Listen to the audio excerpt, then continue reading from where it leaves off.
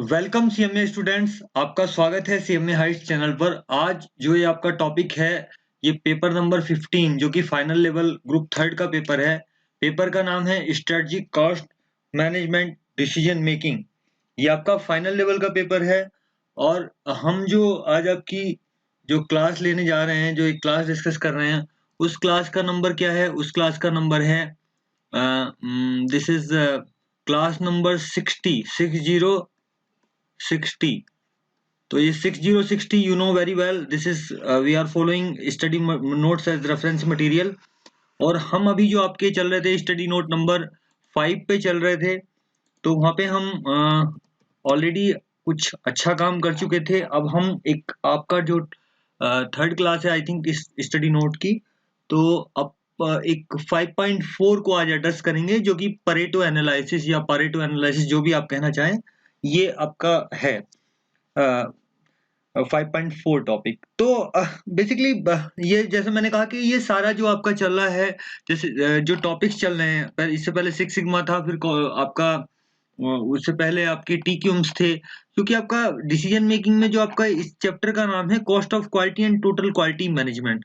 तो it is trying to something that to manage the quality kind of things which ultimately have effect on the costing side.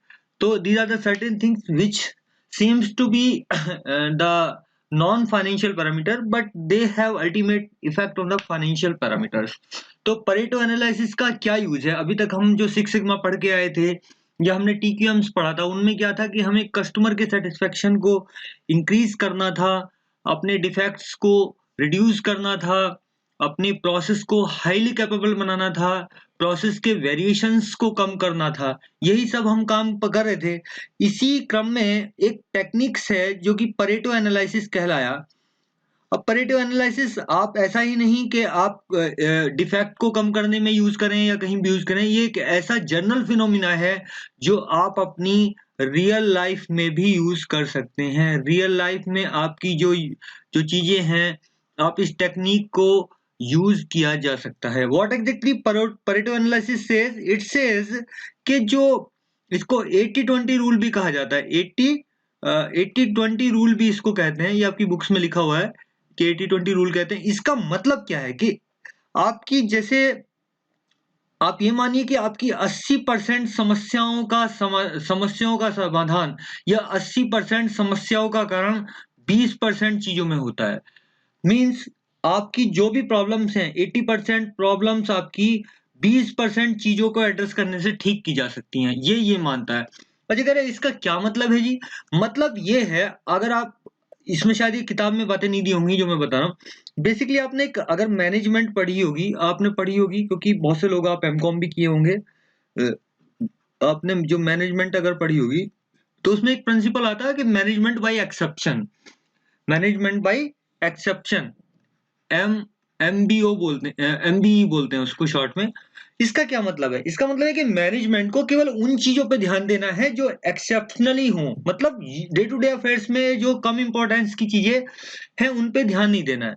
यानी कि management को केवल 20% cause पे ध्यान देना है जो कि इंपॉर्टेंट होंगे 80% प्रॉब्लम को सॉल्व करने के लिए। अगर आप इसको प्रॉफिट के टर्म में देखें, यानी कि या कॉस्ट के टर्म में देखें, तो पहले मैं आपको बता दूंगा कि आपके प्रोडक्ट्स जो होंगे, जैसे मान लिया कोई कोई कंपनी बहुत सारे मल्टीपल प्रोडक्ट्स में डील करती होगी, तो उसका हो सकता है 80% रेवेन्यू। 80% रेवेन्यू किससे आता होगा? 20% जो उसका प्रोडक्ट साइज होंगे कुछ पर्टिकुलर प्रोडक्ट से ही आता होगा। या आप जैसे आपने एबीसी एनालिसिस भी पढ़ा होगा जो इन्वेंट्री के टर्म में, उसमें आपने देखा था कि आप एक जो 70% आपकी इन्वेंट्री की वैल्यू है वो 10% आपके आइटम्स में रहती है। तो similar things apply in Pareto analysis वहां भी अप्लाई होता है। तो चाहे आप प्रॉफिट के टर्म में कर लें, चाहे आप सेल के टर्म में कर लें, चाहे आप कस्टमर सेटिस्फेक्शन के टर्म में कर लें, या आप प्रॉब्लम सॉल्विंग के टर्म में कर लें, तो परेटो एनालिसिस हमेशा यूज किया। इवन आप अपनी डे टू डे समस्याओं में, जैसे बहुत सारे लाइव एग्जांपल होते हैं सर्वेस के लिए हैं, उसमें वो जब मैनेजमेंट स्ट्रेटजी बनाते हैं या कोई एक स्ट्रेटजी इवॉल्व करते हैं, तो परेटो एनालिसिस वहां कर किया जाता है। फॉर एग्जांपल आप जैसे आप ये समझिए कि आपको फॉर एग्जांपल आपके नंबर अच्छे नहीं आते या पास होने में दिक्कत हो रही है, तो उसके कॉज जो होंगे ना, कोई प्रॉब्लम 80% सॉल्व आपकी हो जाएगी अगर 20% कॉज कुछ होंगे, उसको कॉज को एड्रेस करेंगे आप। ठीक है, जैसे क्या क्या हो सकता है भाई, प्रॉब्लम क्या है, प्रॉब्लम ये है कि हमारे मार्क्स बहुत कम आ रहे हैं या हम पास नहीं कर पा रहे। इसके कॉज क्या क्या हो सकते हैं, हमें समझ में नहीं आ रहा, हमारा टीचर अच्छा नहीं है, हमारा डिलीवरी मैकेनिज्म अच्छा नहीं है। ठीक है, हम याद तो करते हैं, हम भूल जाते हैं, हमें याद भी है, हमें पता भी है, हम एग्जाम में नहीं लिख पाते। तो इस तरह के 50 तरह के कॉज हो सकते हैं। अब इन कॉज को आप देखेंगे कि इनको जब हम वेटेज देंगे या इसमें हम अगर सर्वे करेंगे, एक तरह का कुछ सैंपल सर्वे करेंगे, और फिर हम पाएंगे कि हमें ऐसा भी मिल सकता है कि 80% लोग ऐसे होंगे जो जानते सब कुछ हैं, उनको आता भी है पर वो एग्जाम में लिख नहीं पाते, प्रेजेंटेशन स्किल खराब है। तो हमें क्या करना पड़ेगा, 80% लोग कुछ इस तरह के होंगे, 2% लोग ऐसे होंगे जिनके पढ़ने के लिए स्टडी मटेरियल ठीक नहीं है, 5% लोग ऐसे होंगे जिसमें मान लिया उनका टीचर ठीक नहीं है, इस तरह की चीजें। लेकिन 80% लोग ऐसे होंगे, मैं जस्ट एक हाइपोथेटिकल एग्जांपल ले रहा हूँ और रियल लाइफ में भी ये आई थिंक रिलेवेंट है। 80% लोग ऐसे होंगे जो जानते भी हैं, उनको समझ में भी आता है, but they can't present the things in the examination, क्योंकि एग्जामिनेशन में तो आपकी कॉपी जाती है। तो अगर आप अपनी प्रेजेंटेशन स्किल को सही कर लें तो आपका क्या होगा, आप पास हो जाएंगे, आपके मार्क्स अच्छे आ जाएंगे। तो ये 80-20 रूल कहाँ से आया, अब इसकी थोड़ी सी हिस्टोरिकल बैकग्राउंड देखते हैं। एक एक इकोनॉमिस्ट थे इटली के जिनका नाम था विल्फ्रेडो पेरेटो। इन्होंने क्या किया था, 1906 में आई बिलीव, कब किया था इन्होंने, 1906 में आई थिंक है। ये पारेटो जो थे, इन्होंने क्या किया था, एक ऑब्जर्वेशन लिया था, हालांकि ये क्या थे, इकोनॉमिस्ट थे। इन्होंने 1906 में एक एक देखा कि इटली की जो वेल्थ है, इन्होंने दिया है ना, कि उन्होंने कहा कि 80% जो वेल्थ है वो 20% लोगों के पास है। तो उन्होंने एक ऐसा एक ये तो इन्होंने एक इकोनॉमी का एक कोई एनालिसिस करके इस प्रिंसिपल को ऑब्जर्व किया। अब ये some sort of the thumb rule type का उन्होंने बनाने की कोशिश की, या अप्रोक्सीमेशन की तरह, या एडहॉक अप्रोच टाइप की है, या 30-70-30 भी हो सकती है कुछ एग्जाम्पल में। तो लेकिन बाद में क्या किया, बाद में जब ये प्रिंसिपल तो ऑब्जर्व हो गया था, 1906 में ऑब्जर्व हो गया था, जो कि विल्फ्रेडो पेरेटो ने इसको ऑब्जर्व किया था। उन्होंने तो अपनी इकोनॉमिक स्टडी के लिए यूज किया था। लेकिन उसके बाद एक जो क्वालिटी के एक रिनोन्ड एक जो क्वालिटी गुरु कहे जाते थे, उन्होंने क्या किया था, उनका नाम था जोसेफ, क्या नाम था उनका, जोसेफ एल ल्यूरेंस करके नाम, जोसेफ एंड लॉरेंस करके नाम था उनका। ठीक है, जोसेफ एंड जूरन करके नाम था, ऐसे नाम था। इन्होंने क्या किया, 1940 में इन प्रिंसिपल को, इस फिनोमिनो को क्वालिटी के टर्म में अप्लाई करने की कोशिश की, और उन्होंने पाया कि 80% जो क्वालिटी की प्रॉब्लम्स हैं, 80% क्वालिटी की जो प्रॉब्लम्स हैं वो 20% कॉज की वजह से होती हैं।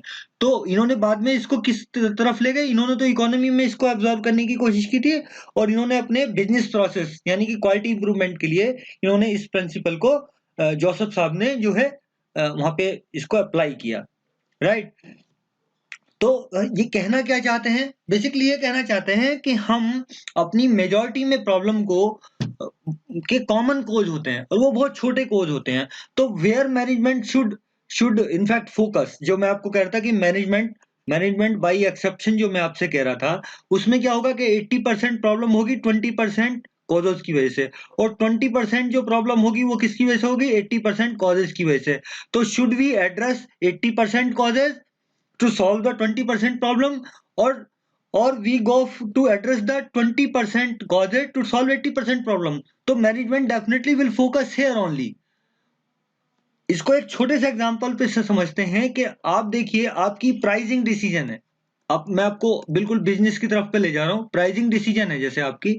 अब प्राइसिंग डिसीजन में क्या है, आपका 80% जो रिवेन्यू है वो 20% प्रोडक्ट से आता है, और 20% रेवेन्यू रिमेनिंग 80% से आता है।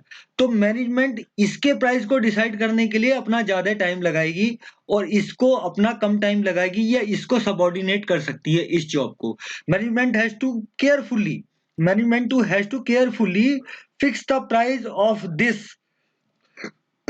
segment, which is in fact 20% of the product, but they are delivering the 80% of the revenue. So here the price should be very carefully to be in fact fixed. और यहाँ पे आप क्या कर सकते हो, एक एडहॉक अप्रोच लगा सकते हो। इसके लिए आप जूनियर लेवल के मैनेजमेंट को भी काम थमा सकते हो। आप कह सकते हो भैया तुम इसको सिंपल कॉस्ट प्लस पे ले आओ, लेकिन यहाँ आपको बहुत ही डिटेल में एनालिसिस करना पड़ेगा। तो management has to focus here only.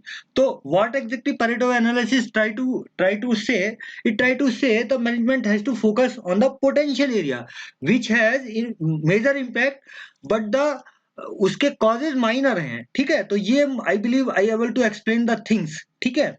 चलिए, तो यूजफुलनेस क्या है ये मैंने आपको बता भी दिया कि आपको अपने प्रॉफिटेबल और अनप्रॉफिटेबल टारगेट्स जो हैं मैनेजमेंट को कहाँ पे ध्यान देना है, क्योंकि लिमिटेड रिसोर्स के साथ काम करना होता है। तो Pareto एनालिसिस उसमें हेल्प करता है कि मैनेजमेंट को कहाँ पे फोकस करना। यूजफुलनेस क्या है इसकी कि it provide the mechanism to control and direct the effort by fact not by the emotion. तो आपके डाटा बेस्ड है बेसिकली, ये कहना चाह रहा है। और ये टॉप प्रायोरिटी एस्टेब्लिश करता है जिसमें आप प्रॉफिटेबल और अनप्रॉफिटेबल टारगेट को अपने हिसाब से एनालाइज करके और उस पर काम कर सकते हैं। तो Pareto एनालिसिस कहाँ पे यूजफुल हो सकता है, इससे पहले आप देखिए, अगर ये आप पढ़ना चाहें तो इससे पहले मैं आपको ये पढ़ाना चाहूंगा कि आपके प्रिंसिपल जो हैं एप्लीकेशन कहाँ हो सकती है। प्रोडक्ट की प्राइसिंग के लिए हो सकती है। मैनेजमेंट बिजनेस एप्लीकेशन में क्या हो सकता है, आप देखिए पहला एग्जांपल इन्होंने क्या लिया है कि अगर आप मल्टी प्रोडक्ट में डील करते होंगे तो आपको हर टाइम पे ऐसा पॉसिबल नहीं है कि आप कॉस्ट प्रॉफिट एनालाइज कर सकें। आप पाएंगे कि आपका 20% प्रोडक्ट जो है 80% रेवेन्यू आपका दे देते हैं, ठीक है।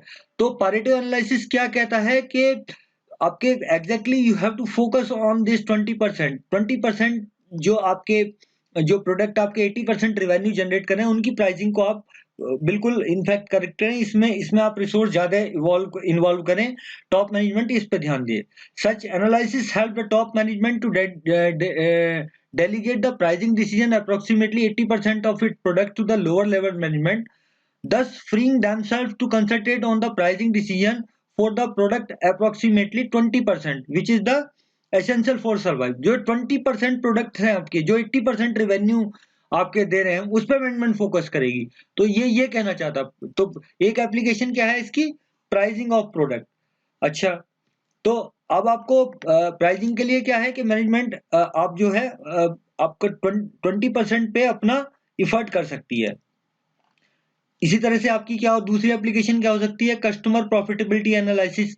Instead of the analysing the product, customer can be analyse their relative profitability organisation. आप देखेंगे कि एक बिजनेस के जो रेवेन्यू आता है उसकी प्रॉफिटेबिलिटी आती है 20% प्रीमियम कस्टमर से आती है, बाकी रिमेनिंग को वो नॉर्मली वैसे ही सर्व करते हैं एज ए कस्टमर बेस को सर्व करने के लिए। तो इट्स अप्रोक्स, अगर आप ऐसा पाते हैं कि आपके 20% कस्टमर जो है 80% आपका प्रॉफिट देते हैं, तो there will always be some customer who are less profitable है। तो आपको कहाँ फोकस करना चाहिए, उन 20% पे फोकस करना चाहिए। तो ये एनालिसिस इस तरह से आपका यूजफुल है कि आपको ध्यान कहाँ पे देना है। ऐसे में आप अपने खुद के पर्सनल चीजों को भी आप जैसे जो है अपने रियल लाइफ के एग्जांपल को भी इस तरह से सॉल्व कर सकते हैं। जैसे मान लीजिए आप स्कूल लेट हो जाते हैं, रोज लेट हो जाते हैं, या आप अपने ऑफिस टाइम पे नहीं पहुंच जा पाते हैं।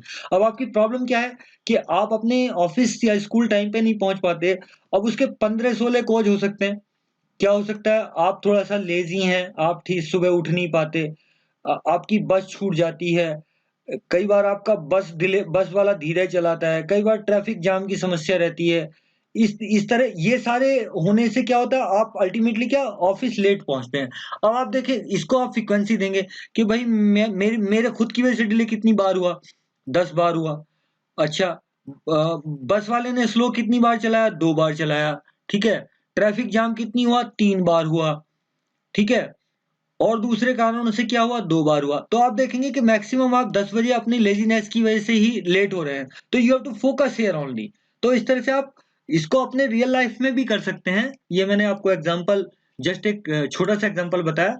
तो दो एप्लीकेशन हमने पढ़ी, एक तो प्राइसिंग डिसीजन के लिए, एक कस्टमर की प्रॉफिटेबिलिटी को एनालाइज करने के लिए, तीसरा है जो एबीसी एनालिसिस आपने पहले इंटरमीडिएट लेवल पे पढ़ा होगा, जिसमें आपकी इन्वेंट्री को ए, बी और सी में हम क्लासिफाई करते हैं, जिसमें हमने देखा था कि ए टाइप के जो इनका वॉल्यूम बहुत कम होता है ना, लेकिन प्राइस वो बहुत ज्यादा होता है, इनकी वैल्यू बहुत ज्यादा होती है। इसका वॉल्यूम मॉडरेट होता है, प्राइस भी मॉडरेट होता है। और सी वाले का वॉल्यूम बहुत ज्यादा होता है, प्राइस वो कम होता है। तो मैनेजमेंट कहाँ फोकस करती है? ए वालों पे करती है, जिसमें आपका 70% अप्रोक्सीमेटली वैल्यू इन्वॉल्व होती है और 10% रफली वहां पे वॉल्यूम, सॉरी हाँ, वॉल्यूम इन्वॉल्व होता है। यानी कि 10% volume of inventory representing the 70% of the value of inventory. तो वॉल्यूम और वैल्यू का यहाँ पे एनालिसिस करते हैं। तो मैनेजमेंट फोकस कहाँ करती है? ए वालों पे करती है, ठीक है। या आपकी एक एफएसएनडी होता था, फास्ट मूविंग स्लो मूविंग, इस तरह से होता था, है। तो उनमें सब में ये एनालिसिस यूज किए जा सकते हैं। तो in practice approximately 20% of the total quantity of stock may occur 80% of its value, definitely आपने ये देखा ही होगा, एबीसी में पढ़ा होगा। तो the outcome of such analysis is that by controlling the small portion of the stock, जो कि वॉल्यूम में तो कम है, but it jointly account for 80% of the total value। भाई हमारे 20% जो स्टॉक है, 20% स्टॉक जो है वो 80% वैल्यू को प्रेजेंट कर रहा है। तो हमें इसको कंट्रोल प्रॉपरली करना चाहिए, ना कि 80% जो कि वॉल्यूम में है और वैल्यू कितनी है जिसकी, करीब 20%। तो ठीक है, इस पे हम कम फोकस करेंगे, इस 20% पे मैक्सिमम फोकस करेंगे। तो मैंने कहा कि मैनेजमेंट को ये एक डायरेक्शन देता है कि where management has to focus, ठीक है, जिससे आप अपनी मॉनेटरी इन्वेस्टमेंट जो स्टॉक में है उसको प्रॉपरली मैनेज कर सकें, ठीक है। एक्टिविटी बेस्ड कॉस्टिंग में भी इसकी एप्लीकेशन है। एक्टिविटी बेस्ड कॉस्टिंग में आपको पढ़ा चुका हूं, आपने एंजॉय किया होगा मेरे हिसाब से। तो एक्टिविटी बेस्ड कॉस्टिंग में क्या होता है, आपके जो कॉस्ट सेंटर होते हैं, ठीक है। तो कॉस्ट सेंटर उसमें क्या होता है, 20% of the organisation cost centre are responsible for the 80% of total cost. तो ये भी आपने ऑब्जर्व किया होगा। तो 80, ये 80-20 का रूल लाइफ में हर जगह अप्लाई हो जा सकता है। Sometime it may be 70-30, sometime it may be 75-25, but by and large it is 80-20। तो it is applicable, it is proven one. Majority of cases में ये आपका एप्लीकेबल हो जाता है। It is some sort of the thumb rule जो आपको एक डायरेक्शन देता है। तो एक्टिविटी बेस्ड कॉस्टिंग में आप अपने उन कॉस्ट सेंटर को एनालाइज ठीक से कीजिए, उन पे फोकस कीजिए, जो कि 20% तो वॉल्यूम में है, लेकिन 80% आपकी कॉस्ट के लिए रेस्पॉन्सिबल हैं। तो अगर आप प्रॉपरली इस वे में इसको एनालाइज करेंगे, अपने कॉस्ट सेंटर को, उसको एनालाइज करेंगे, मॉनिटरिंग करेंगे और कंट्रोल करने की कोशिश करेंगे, तो आपका कॉस्ट कंट्रोल बेटर होगा, आपके कॉस्ट मैनेज रहेगी, प्रॉफिट आपके रहेंगे और सस्टेनेबिलिटी बनी रहेगी। Similarly one of the this example comes in terms of quality control. तो क्वालिटी कंट्रोल में भी पैरेटो एनालिसिस होता है, जहां पे हम देखते हैं कि डिफेक्ट्स जो आ रहे होते हैं, क्वालिटी क्या है, बेसिकली जो आपको चाहिए वो आपको मिलना चाहिए, वही क्वालिटी है, राइट। तो वही क्वालिटी है। तो क्वालिटी कंट्रोल का मतलब क्या है, जब आप एनालिसिस करते हैं कि हम क्वालिटी में नॉर्मली प्राइमरी अगर देखें तो डिफेक्ट को हम एनालिसिस करते हैं, या कंप्लेंट्स जो हैं, या कमियां जो हैं, या खामियां जो हैं। तो उसमें भी आप देखेंगे कि 80% जो डिफेक्ट्स हैं उनके कॉज 20% होते हैं। तो इन 20% कॉजेज को हम एड्रेस करेंगे, जिससे हम 80% अपने डिफेक्ट को बेसिकली सॉल्व कर सकें या मैनेज कर सकें। ये स्टैटिकल टेक्निक्स हैं और मैथमेटिकल बेस्ड हैं, डाटा बेस्ड हैं। हम आगे न्यूमेरल्स भी करेंगे, इलस्ट्रेशन भी करेंगे, उसमें ये और क्लियर होंगी। Pareto analysis indicate how frequency of each type the failure. तो जो फेलियर होते हैं उसकी हम फ्रीक्वेंसी निकालते हैं, उस फ्रीक्वेंसी से देख के हम आगे कम्युलेटिव फ्रीक्वेंसी निकालते हैं, और फिर मैनेजमेंट के लिए ग्राफिकल प्रेजेंटेशन तैयार करते हैं, जिसमें मैनेजमेंट केवल एक सेलेक्टेड छोटी चीजों पे, जो कि in term of the volume is the 20% only, उस पे फोकस करेगी, और 80% प्रॉब्लम को हम सॉल्व कर ले जाएंगे, ठीक है, राइट। तो जहां पे आपको बेस्ट रिटर्न मिल सकते हैं, इसमें आपको बेस्ट रिटर्न मिल रहे हैं ना, आपको भाई 20% प्रॉब्लम को एड्रेस करने से आपको 80% रिजल्ट मिल जा रहा है। तो मैनेजमेंट को डेफिनेटली यहाँ पे फोकस करना चाहिए। अभी आपका ये सवाल आ गया, ठीक है, ये एक सवाल दिया हुआ है पैरेटो एनालिसिस से। तो यहाँ ये एरिया थे। अब ये जो चीज है ये बेसिकली रेक्टिफिकेशन वाली है, मैं इसको थोड़ा थोड़ा आपको समझा देता हूँ। इसमें जो मैंने वैसे पढ़ा दिया वही चीज होगी। यूजफुलनेस क्या है पैरेटो एनालिसिस की, कि आप अपनी प्रॉब्लम्स को प्रायोरिटाइज करें, ठीक है। जैसे मैंने बताया कि आपके जैसे लेट पहुंचने के क्या प्रॉब्लम्स हैं, उनको प्रायोरिटी किसको देनी है, कौन कम यूजफुल है, कौन ज्यादा है, कहाँ फोकस करना है, कहाँ रिसोर्स कितने चाहिए। अपनी प्रॉब्लम्स को प्रायोरिटाइज करें, उनकी रैंकिंग करें, गोल्स की रैंकिंग कर सकते हैं, जिससे कि आप रूट कॉज निकाल पाए। सेलेक्ट एंड डिफाइन की क्वालिटी इंप्रूवमेंट प्रोग्राम। जब आपने ये रूट कॉज ढूंढ लिए सारे, तो फिर आप एक प्रोग्राम डिफाइन करेंगे अपने लिए कि हमें कैसे अपने आप को इम्प्रूव करना है, ठीक है। जैसे मैंने कहा कि आपने अपनी एग्जाम वाला दिया था मैंने एग्जांपल, कि आप अपने एग्जाम में सब कुछ जानते भी हैं, आपने पढ़ा भी है, लेकिन आप लिख ही नहीं पाते। तो फिर आपको प्रैक्टिस करनी पड़ेगी कि मैं कैसे लिख पाऊंगा एग्जाम में, क्या मुझे मेथोलॉजी अपनानी पड़ेगी। तो क्या आपका की क्वालिटी प्रोग्राम आपका क्या रहेगा। सेलेक्ट द, अब ये कस्टमर के टर्म में लिया है, select the key customer relation and service programme. तो आपके जो कस्टमर रिटेंशनशिप के लिए क्या रिलेशन कैसे मेंटेन करने हैं, उनकी सर्विसेज को कैसे हमें इम्प्रूव करना है, ठीक है। तो ये आपके ये यूजफुल हो सकता है यहाँ पे परेटो एनालिसिस। सेलेक्ट की इम्प्लाई रिलेशनशिप इम्प्रूवमेंट प्रोग्राम। देखिए इम्प्लाई जो होते हैं वो बहुत ही इंपॉर्टेंट एसेट होते हैं किसी भी ऑर्गेनाइजेशन के, किसी भी इंस्टीट्यूशन के। तो उनको कैसे रिलेशन को मेंटेन करना है, कैसे इम्प्रूवमेंट लाना है उनमें, जिससे कि हम अपने इनफैक्ट ये अगर आप इसको समझें तो 80% जो इम्प्लाई की प्रॉब्लम होती हैं वो 20% कॉजेज की वजह से होती हैं। जैसे भाई इम्प्लाइड सेटिस्फाई नहीं है, 80% इम्प्लाई सेटिस्फाई इसलिए नहीं हो सकते कि आपकी मान लीजिए आपका वर्किंग एनवायरनमेंट अच्छा नहीं है, आपकी प्रमोशन पॉलिसीज अच्छी नहीं है, इस तरह के वो छोटे छोटे कॉज होंगे। तो अगर आप प्रमोशन पॉलिसी, आपकी कैरियर ग्रोथ की अलग बहुत अच्छा नहीं है, ग्राफ जो आपके दूसरे कॉम्पिटिटर्स हैं, तो आप इनमें से एक प्रॉब्लम को एड्रेस करेंगे तो 80% प्रॉब्लम आपकी सॉल्व हो जाएगी, ठीक है। तो ये रूल आपका सब जगह लग जाएगा। Select and define the key performance improvement programme. जब आप अपने परफॉर्मेंस इंप्रूवमेंट के प्रोग्राम को बना रहे हैं तो उसमें किस तरह से आपको आपके कौन से की इंप्रूवमेंट प्रोग्राम रहेंगे, उसको भी आपको ये ढूंढने में या सेलेक्ट करने में मदद करता है Pareto analysis. Maximise research and product development time. Definitely वही 80-20 रूल लगेगा यहाँ भी, कि आपको अपने रिसर्च और प्रोडक्ट डेवलपमेंट टाइम को किस तरह से 80-20 रूल में लाके अपने आप को उसको ऑप्टिमाइज करना है रिसोर्स को। Verify operating procedure and manufacturing process. इसमें भी आपको मैन्युफैक्चरिंग प्रोसेस जो है अपने इम्प्रूव कर सकते हैं 80-20 रूल पे। प्रोडक्ट और सर्विस सेल डिस्ट्रीब्यूशन वगैरह। तो प्रॉब्लम्स हैं ये सारी, दीज आर द प्रॉब्लम्स जिनके कॉज आपको ढूंढने हैं, और उन कॉज में 80-20 का रूल लगा के और फिर उस 20% कॉजेज पे फोकस करना है, जिससे आप 80% प्रॉब्लम को सॉल्व कर लें। Allocate physical financial and human resource. तो ये भी आप सिंपल 80-20 रूल सब में लगेगा इनमें, आप इसको 80-20 रूल से कर सकते हैं, ठीक है। तो ये मैंने आपको 80-20 रूल के बारे में बताया। ये आप ऐसा नहीं कि किताबी भाषा में ही समझे, आप अपने खुद देखिए, अपने लाइफ में एग्जांपल देखिए कि आपकी क्या 80% जो प्रॉब्लम है वो 20% चीजों की वजह से है। जैसे आपका लोगों से झगड़ा हो जाता है मान लीजिए, तो क्या है, आप आपका बिहेवियर अच्छा नहीं होगा, आप लोगों से फ्रेंडशिप नहीं करना जानते होंगे, या आप उनके सामने कुछ गलत सलत बोलते होंगे। तो ये प्रॉब्लम छोटी सी है, इससे आपके 80% रिलेशन खराब हैं, या 80% अच्छे भी हो सकते हैं इसका अगर उल्टा देखें, ठीक है। तो यही चीजें आपको लाइफ के हर एक एस्पेक्ट में आप अपना अप्लाई कर सकते हैं और अपनी चीजों को इम्प्रूवमेंट कर सकते हैं, ठीक है। अब हम न्यूमेरल्स पे चलते हैं, जो कि हमारा इलस्ट्रेशन है। ये परेटो एनालिसिस से है, जो कि डिफेक्ट्स के बारे में, क्वालिटी कंट्रोल की बात करता है।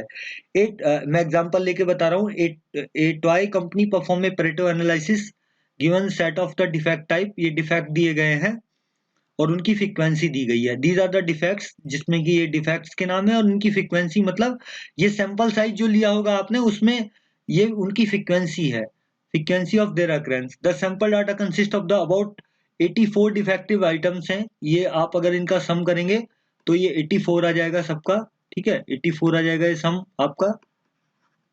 और 84 जब सैंपल लिए गए तो उसमें क्या पाया गया कि क्रैक्स जो होते थे due to mishandling of the raw material, वो 10 केसेस में पाए गए। 84 सैंपल्स में से ये देखा गया कि डिफेक्ट जो आ रहे हैं क्रैक की वजह से, मिसहैंडलिंग की वजह से, वो 10 आइटम्स में आ रहे हैं। इम्प्रॉपर शेप्स जो है, इम्प्रॉपर शेप मतलब शेप ठीक नहीं है, जो भी ऑब्जेक्ट ये टॉय बना रहे हैं, तो उसके कितने 8 केसेस में ऐसा पाया गया। इनकम्प्लीट मतलब पूरा टॉय बन ही नहीं पाया मोल्डिंग में या जहां भी वो बना रहे होंगे, तो ऐसे 8 केस पाए गए। सरफेस की स्क्रैचेज, सरफेस पे जो स्क्रैच पड़ी वो 53 केसेस में पड़ी आउट ऑफ 84। 53 टॉयज में ये देखा गया कि भाई जो ये सैंपल साइज हमने 84 का लिया था, इसमें 53 में 53 में हमने देखा कि सरफेस पे स्क्रैच की वजह से डिफेक्ट है। अदर और कुछ अदर सन्ड्री रीजन है due to bad quality of the raw material. Raw material जो हम सप्लाई हमें हो रहा है, मिल रहा है, उसकी वजह से 5 केसेस में आपका ये आ गया। ठीक है, तो ये इस तरह से इनकी फ्रीक्वेंसी और डिफेक्ट दिया हुआ है। अब हमने ये क्या है, frequency table indicating the frequency of occurrence on the defect, ये अब इन्होंने इस तरह से एक टेबल तैयार किया। तो देखिए इन्होंने क्या किया, इसको पहले इसको एक डिसेंडिंग ऑर्डर में लिखना है हमें। तो डिसेंडिंग ऑर्डर में कैसे लिखेंगे, देखिए सबसे ज्यादा फ्रीक्वेंसी जिसकी होगी उसको सबसे पहले लिखेंगे। जैसे सरफेस के स्क्रैचेज जो हैं, सर डिफेक्ट टाइप क्या है, सरफेस का स्क्रैचेज, इसकी सबसे ज्यादा फ्रीक्वेंसी है, इसको नंबर 1 कर दीजिए आप, हैं। फिर आप देखिए अगला क्या है, क्रैक्स। तो क्रैक्स 10 है। इम्प्रॉपर शेप्स क्या है, 8 है। इनकम्प्लीट जो हैं 8 हैं और अदर 5 हैं। तो ये आपने अपनी प्रॉब्लम्स जो थी, जितनी फ्रीक्वेंसी ज्यादा थी, देखिए कारण क्या है, कारण है ये देखिए, आप देखिए सरफेस स्क्रैच की वजह से 53 डिफेक्ट आ रहे हैं आउट ऑफ 84 केसेस में हमने एनालिसिस किया, उसमें पाया कि 53 केसेस में आपके सरफेस स्क्रैचेज की वजह से डिफेक्ट आ रहे हैं। अगर इसको परसेंटेज टर्म में लें तो देखिए इसको आप 53 डिवाइडेड बाई 84 करेंगे तो ये आपका आंसर आ जाएगा। यानी कि 63% जो आपका 63% जो आपकी प्रॉब्लम है, वो मतलब डिफेक्ट जो आ रहे हैं, आपका रिजेक्शन हो रहा है, वो स्क्रैचेज की वजह से हो रहा है। नेक्स्ट में 10 आइटम्स को परसेंटेज में लाएंगे, which is in fact 10 divided by 84 और 100 से मल्टीप्लाई करेंगे तो आप ये देखेंगे 11.9048, ये परसेंट में आपको क्रैक्स की वजह से प्रॉब्लम है। इम्प्रॉपर शेप में 8 डिवाइडेड बाई 84 तो 9.5238% आएगा, अगेन 9.5238% आएगा, और 5 डिवाइडेड बाई 84 आपका 5.9524% आएगा। तो these are the kind of the percentage of, अब इस डिफेक्ट को हमने परसेंटेज के टर्म में ले आया, मतलब हमें इतने परसेंट जो है डिफेक्ट जो मिल रहे हैं वो बिकॉज ऑफ, कॉज क्या है उसका, सरफेस स्क्रैच है। देखिए ये सरफेस स्क्रैच की वजह से है, और ये क्रैक्स जो हैं 11% आपके इसकी वजह से है। अब आप देखिए कि इसकी कम्युलेटिव फ्रीक्वेंसी क्या होगी, कम्युलेटिव फ्रीक्वेंसी क्या होगी, पहले वाले की तो यही हो जाएगी। अब बाकी में आप इसके साथ ये जोड़िए तो आपका 75 आएगा, 75 में फिर ये जोड़िए तो आपका 84 ये आ जाएगा, 84 में आप ये जोड़िए तो आपका ये आ जाएगा, और इसको जोड़ेंगे तो ये आ जाएगा, तो 100% बनेगी आपकी। ठीक है, अब ये तो आपने इसकी कम्युलेटिव फ्रीक्वेंसी निकाल ली और फ्रीक्वेंसी निकाल ली।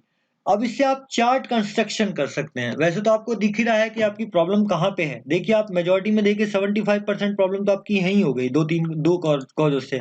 तो आप अगर मेजॉरिटी में देखें तो आपके 2 मेजर कॉज बन रहे हैं। परेटो एनालिसिस को बनाने के लिए क्या करते हैं, इन्होंने ये आपको ग्राफ बना के दिखाया है। मैं सिंपल बता देता हूँ कैसे बनाते हैं। ये तो इन्होंने यहाँ बनाया, मैं इसके साथ में ही बना के दिखा देता हूँ कि परेटो एनालिसिस में हम क्या करते हैं। देखिए इसमें हम एक तो वाई एक्सिस ले लिया आपने, आप ये मैं सीधा खींचता हूँ उसको। देखिए ये जो है ये एक्सिस वाई एक्सिस कहलाता है, आप अवेयर होंगे इस बात से, ये वाई एक्सिस है। और ये वाला एक्सिस जो है, सॉरी मैं दोबारा खींचता हूँ प्लीज। ये आपका जो है कौन सा एक्सिस है, वाई एक्सिस है। और ये एक्सिस जो है ये एक्स एक्सिस है आपका। ठीक है, तो इस वाई एक्सिस पे हम क्या करते हैं, वाई एक्सिस पे हम करते हैं आपकी फ्रीक्वेंसी। फ्रीक्वेंसी ये वाली मतलब अकरेंस ऑफ, कितना अकरेंस है, तो फ्रीक्वेंसी को मैंने एफ से लिख दिया है। और ये आपका वाई एक्सिस है ना। और एक्स एक्सिस पे हम क्या लिखते हैं, एक्स एक्सिस पे हम लिखते हैं आपके डिफेक्ट का टाइप, डिफेक्ट या डिफेक्ट का टाइप। तो आप देखिए आपकी फ्रीक्वेंसी क्या है 53, ठीक है। अगर इसको हम स्केलिंग कर दें, जैसे मान लीजिए 20 40 जैसे इन्होंने भी कर रखी है, ओके इन्होंने 10 से कर रखी है ना। 30, चलो मैं यहाँ कर लेता हूँ 30। एक मिनट, जस्ट मैं इन्हीं की तरह करता हूँ, लेकिन मैं आपको यहाँ की और दोबारा से एक्सप्लेन कर रहा हूँ, इसका रीजन है। हम वैसे ही करते हैं, देखिए 10, 20, 30, 40, 50, 60, 60 के बाद आप 70, 80 ला सकते हैं, 90 भी ला सकते हैं, क्योंकि आपका आगे तक है। एनीवे अब आप यहाँ देखेंगे कि आपका जो अब ये आपके डिफेक्ट्स आएंगे। देखिए आपके जो डिफेक्ट्स हैं 53 कहीं यहाँ आएगा। इसको बार में अगर प्रेजेंट करेंगे तो ये डिफेक्ट आपका किसका आ गया, ये आपका स्क्रैच की वजह से आ गया। मैं एस लिख देता हूँ इसको। क्रैक्स की वजह से कितना आएगा, क्रैक्स की वजह से आपका ये आपका आ गया 10 आ गया, ठीक है।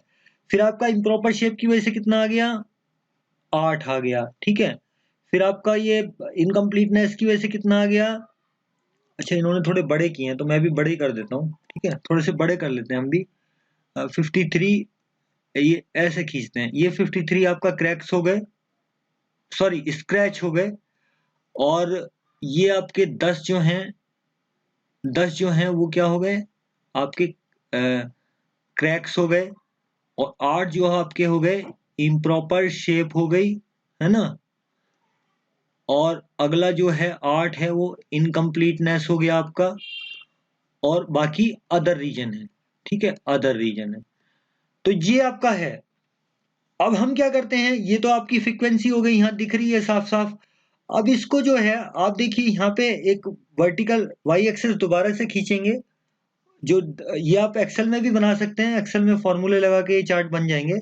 आप किसी भी प्रॉब्लम को करेंगे सॉल्व, तो इसमें हम कम्युलेटिव फ्रीक्वेंसी ले आएंगे इधर पे। तो कम्युलेटिव फ्रीक्वेंसी हमेशा 100 ही रहेगी। तो इस केस में आप देखेंगे कि ये 100 तक जाएगा। यहाँ पे यहाँ 100 रहेगा, यहाँ 80 रहेगा, यहाँ आपका 60 रहेगा, ये मान लीजिए 40, ये आपका 20। तो अब जब इस कम्युलेटिव फ्रीक्वेंसी को इन वैल्यूज के साथ देखेंगे तो आप पाएंगे कि इन तीन चीज की वजह से, जो पहली तीन चीज हैं ये वाली, ये वाइटल है आपके लिए। इन तीनों की कम्युलेटिव फ्रीक्वेंसी अगर आप देखेंगे यहाँ तक की, तो आपकी 80 के ऊपर निकल जाती है इनकी कम्युलेटिव फ्रीक्वेंसी। यानी कि अगर तीन तीन कॉज को एड्रेस कर लो, इन तीन कॉज को एड्रेस कर लो तो आपकी प्रॉब्लम सॉल्व हो जाएगी, ठीक है। इन तीन तीन कॉज को आप एड्रेस कर लो तो आपकी प्रॉब्लम सॉल्व हो जाएगी। और ये इन्होंने कम्युलेटिव फ्रीक्वेंसी का ग्राफ दिखाया है, ये कम्युलेटिव फ्रीक्वेंसी का ग्राफ दिखाया है। तो ये वैल्यू यहाँ पे अगर देखेंगे तो ये कम्युलेटिव फ्रीक्वेंसी है, ये जो दिखाया हुआ है। ये वैल्यू डाटा इन्होंने शो नहीं किया है यहाँ पे, आप एक्सेल में कर सकते हैं शो डाटा अपने आपको। तो मैनेजमेंट को कहाँ पे फोकस करना चाहिए, सबसे पहले तो सरफेस स्क्रैचेज पे फोकस करना चाहिए, तो आपकी प्रॉब्लम काफी हद तक सॉल्व हो जाएगी। क्रैक्स पे आपको करना चाहिए फोकस, ठीक है, तो आपकी प्रॉब्लम सॉल्व हो जाएगी। तो इस तरह से ये एक करता है कि ये वाला आपका, अगर इसके इसके हाथ से देखो तो ये फोकस एरिया, इस पे आपको फोकस करना है, ठीक है। ये वाइटल वाइटल फ्यूज है, इन तीन चीज को आप एड्रेस कीजिए, आपकी प्रॉब्लम खत्म हो गई। ये कम्युलेटिव फ्रीक्वेंसी इन्होंने यहाँ दी हुई है जो मैंने बताया, और यहाँ वैल्यू शो नहीं हो रखी है। ये एक्सेल में आप शो कर सकते हैं खुद से। आप एक बार पैरेटो एनालिसिस बनाइएगा, चार्ट बहुत अच्छा बनता है इसका। अब इस प्रॉब्लम को आप एनालाइज करना चाहें तो आप खुद ही देख लेंगे कि आपकी 80% प्रॉब्लम किन रीजन की वजह से आ रही है।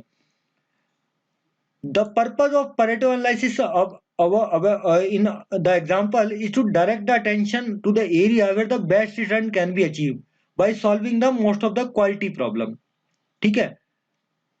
Perhaps with a single action, मतलब एक छोटा काम करो और आपको बहुत तगड़ा रिजल्ट मिल जाए।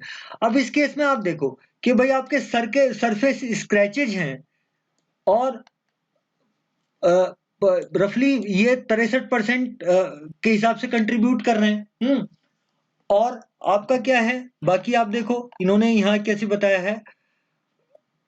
अगर आप गुड क्वालिटी का मटेरियल, रॉ मटेरियल यूज करेंगे, जो मान लीजिए प्लास्टिक यूज होता होगा बनाने में, तो 63% आपका प्रॉब्लम सोल्व हो जाएगा क्रैक्स का, जो कि सरफेस के स्क्रैचेज आ रहे हैं, स्क्रैचेज आ रहे हैं आपके, ठीक है।